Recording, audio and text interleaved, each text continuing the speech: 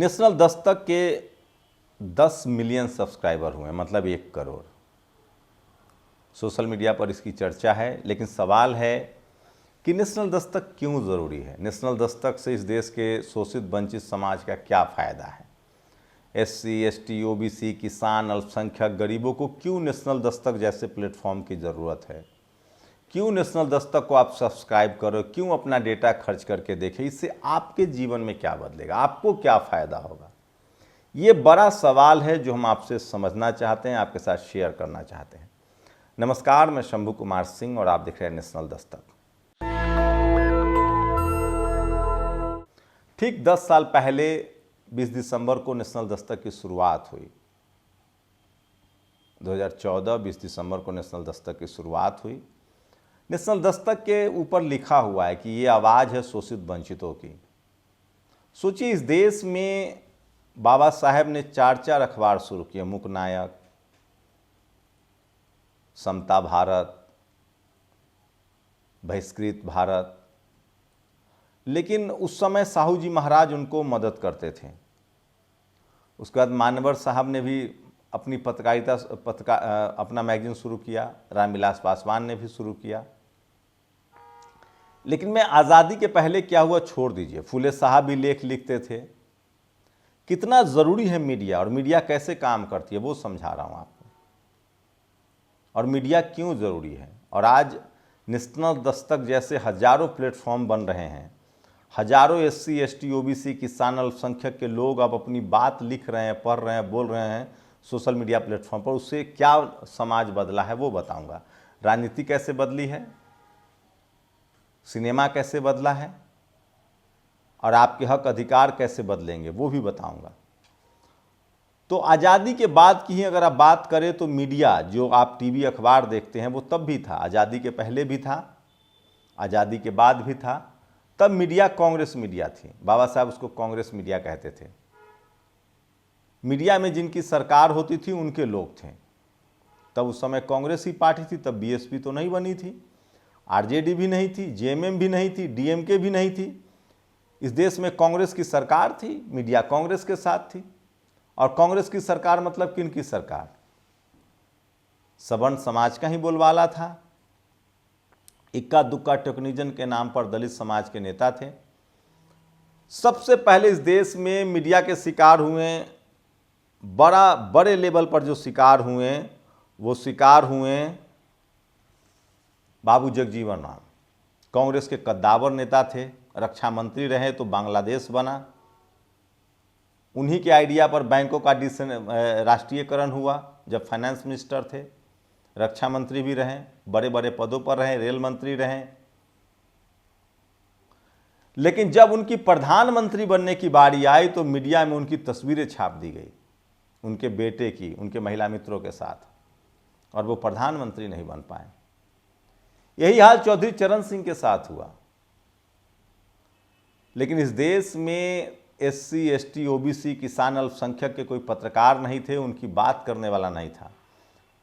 अल्पसंख्यक समाज में लोग पत्रकार थे, सवर्ण, अशराफ मुसलमान, लेकिन उनका भी सरोकार कभी सोशल जस्टिस, आरक्षण के मुद्दे पर नहीं रहा, संविधान नहीं रहा। लेकिन सोचिए, ये चीज आगे बढ़ती गई। मायावती जी मुख्यमंत्री, तब उसके बाद धीरे धीरे मानवर साहब का आंदोलन चला, जगदेव बाबू पत्रकार थे, उनका आंदोलन चला, सुनीलाल पटेल का आंदोलन चला, रामस्वरूप वर्मा का आंदोलन चला, करुणानिधि का आंदोलन चला, और SC, ST, OBC की लीडरशिप वाली पार्टियां बनने लगी। लेकिन सोचिए, इस देश की जातिवादी मनुवादी मीडिया ने किस कदर बदनाम किया लालू यादव को, मायावती जी को, मुलायम सिंह यादव को, शिबू सोरेन को। सब जेल भी गए, लालू यादव जेल गए, शिबू सोरेन जेल गए, मायावती जी को बदनाम किया गया, उनकी सरकार चली गई, पत्थर की सरकार, क्या क्या एडजेक्टिव गढ़ते थे। सबसे भ्रष्ट नेता साबित कर दिया गया तमाम बहुजन नेताओं को। आज सब कुछ दूध का दूध और पानी के पानी की तरह साफ है। जब से हम लोग सोशल मीडिया पर आए, लिखने पढ़ने लगे, सबको पता है कि इस देश में स्कूल, कॉलेज, अस्पताल किसने बनवाए, सड़कें किसने बनवाई, और कौन लोग धर्म की राजनीति करते हैं, कौन लोग जाति की राजनीति करके आगे बढ़े। आज सच्चाई यही है कि मायावती जी हों, लालू यादव हों, अखिलेश यादव हों, हेमंत सोरेन, इन लोगों ने स्कूल अस्पताल बनवाए, स्कूल अस्पताल की राजनीति की, रोजगार दिए। लेकिन इस देश की जातिवादी मनुवादी मीडिया ने एक तरफा उनको बदनाम किया, क्योंकि SC ST OBC के पास न अपना चैनल, न अपना अखबार, न अपना पत्रकार। इस देश के जातिवादी जो आपको चपरासी नहीं बनने देना चाहते हैं, वो आपको चीफ जस्टिस बनने देंगे, मुख्यमंत्री बनने देंगे, PM बनने देंगे।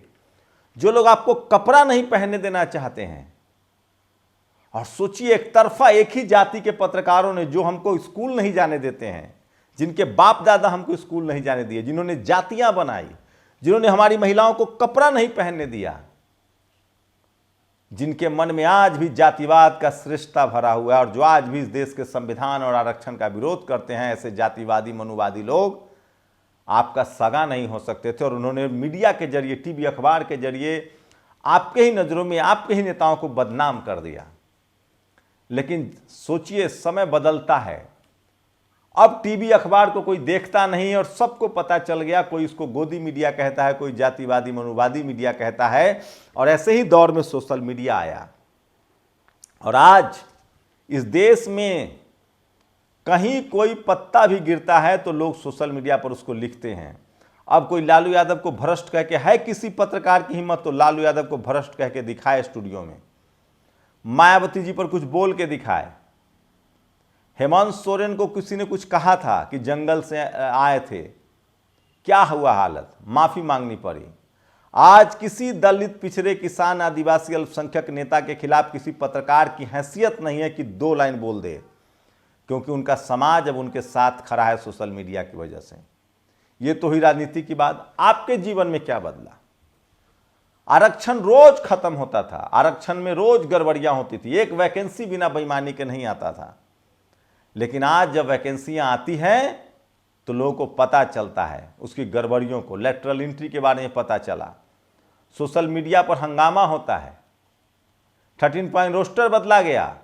आपके साथ जब कोई एट्रोसिटी होती है तो सोशल मीडिया पर उसको लिखा जाता है, आरोपी की गिरफ्तारी होती है। मैं कह रहा हूं सब कुछ बहुत बेहतर नहीं हुआ है, लेकिन और बेहतर होगा जब ऐसे हजारों सोशल मीडिया प्लेटफॉर्म होंगे, नेशनल दस्तक जैसे होंगे, और शोषित वंचित समाज के लोग पत्रकार होंगे। अगर नेशनल दस्तक जैसे हजारों प्लेटफॉर्म होंगे तो आप अपनी बात भी कहेंगे, अपने अधिकार के लिए सजग भी होंगे, और संविधान और मजबूत होगा, और संविधान में मिले अधिकार और आपको मजबूत होगा। पहले रोज रोहित वेमुला होता था, आज भी दिल्ली यूनिवर्सिटी में एक जातिवादी प्रोफेसर ने एक स्टूडेंट पर हमला किया है। तो आज कहीं कुछ होता है, लोगों को पता चलता है। और नेशनल दस्तक, सोचिए मैं एक नेशनल दस्तक की बात कर रहा हूं, ऐसे हजारों प्लेटफॉर्म है, हजारों लोग काम कर रहे हैं। आज नेशनल दस्तक की वजह से 25 से 30 करोड़ SC ST OBC के लोग आपस में जुट रहे हैं, संवैधानिक अधिकारों के लिए सजग हो रहे हैं। एक रिश्ता बन रहा है, कन्याकुमारी से कश्मीर तक पूरी दुनिया में बैठे बहुजन समाज के लोग अपने अधिकारों के बारे में सजग हो रहे हैं। और सोचिए पॉलिटिकल डिस्कोर्स कैसे बदल गया है। कल तक SC ST OBC को जो पार्टियां जातिवाद कहती थी, उनको अब पता चला कि ये जातिवाद के खिलाफ लड़ाई है। कल तक जो जातिवादी मनुवादी मीडिया कहता था कि यूपी बिहार में जातिवाद की राजनीति है, वहां जातिवाद के खिलाफ लड़ाई है। सोचिए कल तक जो आपके नेताओं को बदनाम करता था टीवी अखबार, वो आपके नेताओं को सम्मान से बुलाता है और उनकी बात सुनता है। लेकिन अभी भी एक मामला है, मैं फिर कह रहा हूं, ये जातिवादी मनुवादी बहुत शातिर है, बहुत होशियार हैं। अब हमें ये हमें फंसा रहे हैं गांव की राजनीति में। ये जातिवादी मनुवादी मीडिया रोज एट्रोसिटी की खबरें दिखाता है, गन्ना तोड़ लिया, घोड़ी पर नहीं चढ़ने दिया, मारपीट हो गई, मूछ रखने वाला झगड़ा। हमें लड़ना है मीडिया में अधिकार के लिए, judiciary, bureaucracy, college university, political leadership. अभी भी सोचिए कॉलेजियम सिस्टम के बावजूद SC ST के लोग जज बन सकते हैं, लेकिन जातिवादी मनुवादी मीडिया में एक भी SC ST OBC का संपादक नहीं है। कोई आदिवासी, कोई OBC, 1-2 OBC एंकर को रखा जा रहा है, लेकिन उनको लगातार उनसे मनुवाद को मजबूत कराया जा रहा है। संवैधानिक अधिकारों की चर्चा नहीं हो रही। लेकिन सुनिए, देर सवेर ही सही, लोकतंत्र की चक्की है, महीन पिसती है, धीरे धीरे ही सही। अब सोचिए बीजेपी, कांग्रेस सब संविधान लेके चल रहे, सब SC ST OBC की बात कर रही है। ये है आपके नेशनल दस्तक जैसे प्लेटफॉर्म बनने के फायदे। अब SC ST के लोग जनरल से चुनाव लड़ रहे हैं,